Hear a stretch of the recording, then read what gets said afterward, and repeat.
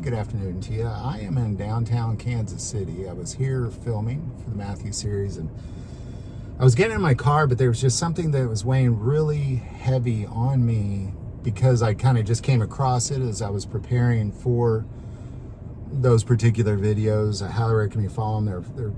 It's helping me a lot truly understand what it is we should know about what it is Jesus had to say, not just the U.S. Christian church's version of it, but what it really Jesus had to say. And there is some in a cross-reference that I came across that made me say, yes, that is why this country will fail.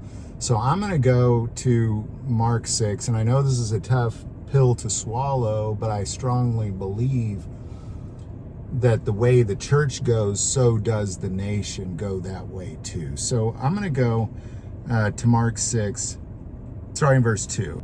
And when the Sabbath had come, he began to teach in the synagogue, and many hearing him were astonished, saying, "Where did this man get these things? And what wisdom is this which is given to him, that such mighty works are performed by his hands? Is this not the carpenter, the son of Mary, and the brother of James, Joseph, Judas, and Simon? And are not his sisters here with us?" And they were offended at him. But Jesus said to them, "A prophet is not without honor except in his own country, among his own relatives, and in his own house." Now he could do no mighty work there, except that he laid his hands on a few sick people and healed them. And he marveled because of their unbelief. Then he went about the villages in a circuit teaching. So what happened here was Jesus went to his hometown, where everybody was really very familiar with him. They grew up with him. They knew him from a kid on, and they're like, well, why? That's Jesus. Like, why are you listening to him? Like, why are you, yes, we're mesmerized with what he has to say. And yes, the miracles are awesome and all, but like, why are you even listening to him? And because of their belief, everywhere that Jesus went, as he walked to and fro throughout this world, everywhere he went performing miracles was all according to the faith of the person receiving the miracle. And he would say that. He'd say, "It is your faith that has healed you. It is your faith that did this thing. It is your faith that has made you walk. It is your faith that has made you see."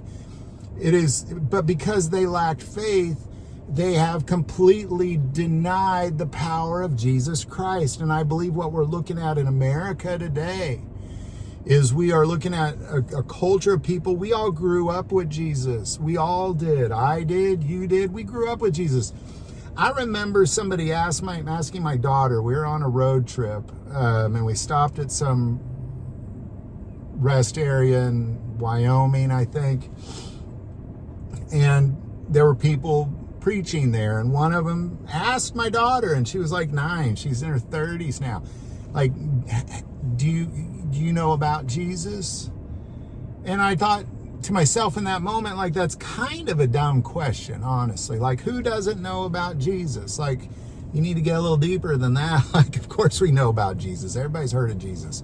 We just were raised this way. But because we know him, we deny the power. The teaching is amazing. The miracles that we've seen, all of us will say, "Oh, there's this thing that I saw once. This amazing miracle in my life, or I just witnessed it, or I was there seeing the miracle or receiving the miracle," but we still deny it. We still deny it. And the way that the church goes is the way that this country goes. And the way that this country is going is a lot like Jesus' own country. His own city that he grew up in. It's a lot like that. That's exactly what it's like. It's kind of like the people in Nazareth. They're just, well, who's this Jesus? Like, come on, man, that's Jesus. Like what? Why are we following him? Everybody knows who that guy is. And I believe that's what we're doing in America. Is everybody's so familiar with who Jesus is that it almost means nothing to them. The people are wondering, where are the miracles? Like, where are the miracles in the church in America? And the way that the church goes is the way that this nation will go. And the way that the church is going is really this, it's more political than anything else. It's kind of like the church of Judas. Like, I just want the Romans gone. Like, it's not the same thing. And, you know, my biggest hang up with the church is that they're not doing the things that Jesus has told them to do, which is why we're even going through the book of Matthew verse by verse. Because there's things as the steward of the Christian faith until Christ returns we should be doing. And the church is just not doing those things. They're not feeding the hungry, they're feeding themselves. They're not clothing the naked, they're clothing themselves. They're not taking care of the widows and the orphans, they're taking care of themselves. They're not visiting the prisoners or the sick because they have better things to do in their own mind. They're too busy. You know, so they're not doing any of these things. They show up one day a week, if that, and they throw $20 in the plate. And the general message is whoever spends more time in this building that we call the church is the better Christian. So if I go to church every Sunday and I never miss a Sunday, I'm much better than that Christian who missed a Sunday. Or, you know, well, wait a second, I'm better than that Christian because I go on Wednesdays and Sundays. And literally, this is the mentality. If I spent every day in the church, somehow I'm a better Christian. But I'm not doing anything that Jesus said to do at all. I am not doing anything that Jesus said to do at all. If all you're doing is spending your time in the church, you're not doing anything that Jesus said to do at all. And it's important you not be deceived and ignorant about this. And because of this, the church is this weak, pathetic thing that has no power like Nazareth had in Jesus's day. There was no power. And what did Jesus say? He said now he could do no mighty work there except that he laid hands on a few sick people and healed them. And he marveled because of their unbelief. Then he went about the villages in a teaching circuit. Like, this is what America, the church in America is like. It's just like Nazareth. They're like, well, we know Jesus. Like, yeah, okay, another story about Jesus. Okay, we've heard this story already. I went to church. I threw $20 in the plate. I've done my part. And my wife made me go on Wednesday, so I'm actually a better Christian than Bob, the neighbor next door, because he doesn't go on Wednesdays. But there's no power there. It's just a show. It's just the Sunday show. And there's no power. Everybody is just feeding themselves. And there's no power there. And there's no miracles. And he could do no mighty work here because of it.